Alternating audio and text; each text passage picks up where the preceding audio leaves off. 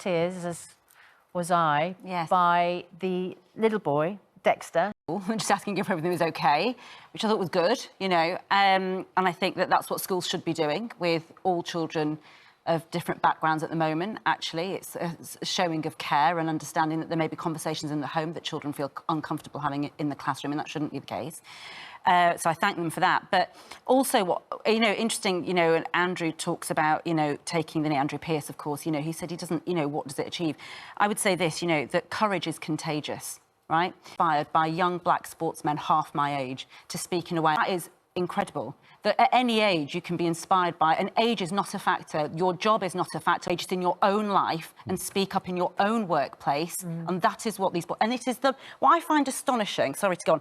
Peaceful of protests. Yeah. It's peaceful. It is quiet. It is a simple moment. For it to cause such a provocation in people who don't like it tells you exactly why it should be done. Yeah. People, in my view.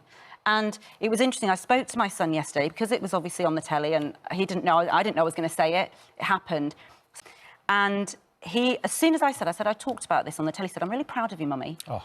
It's nice. And he said to me, just like you don't want your child, meaning him, to feel racism, have racism, I don't want my children to have racism, but I imagine it will still happen. That's why, it's all our responsibility, isn't it? Yes. Anyway, that's just to finish off what happened yesterday. What's different is that, of course, my parents, I remember my dad, who wore a turban, having his turban knocked off on the way to pick me up from school. I remember kids on bikes calling him the P word down the street. I remember as a child being afraid almost that my dad was going to come and pick me up from school because he was going to be racially abused and I didn't want to be in that. How awful is that? You know, it don't happen every day, but it is the microaggressions, it's all the other things that still happen. What I was going to, and this is a very... Say that when these things happen, yesterday I spent most of the afternoon talking to Tyrone Mink's cousin, who is a friend of mine, as it happens. Oh, really?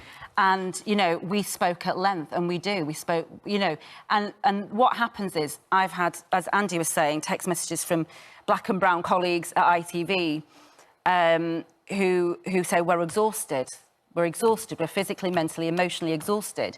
And thank you for saying it. It's not easy, but you have to keep saying it because we have to keep having the conversation, and that's why we have to be thankful, truly thankful to them. You mean it's almost a blessing that we lost in the way that we did? In the sense of what's followed on? These conversations. Yeah. That's what I mean.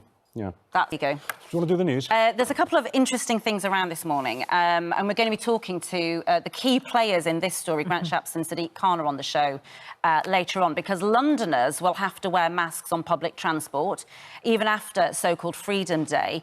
The Mayor of London has announced this. Sadiq Khan has asked the Transport for London company to enforce the use of mask wearing on public transport in the capital.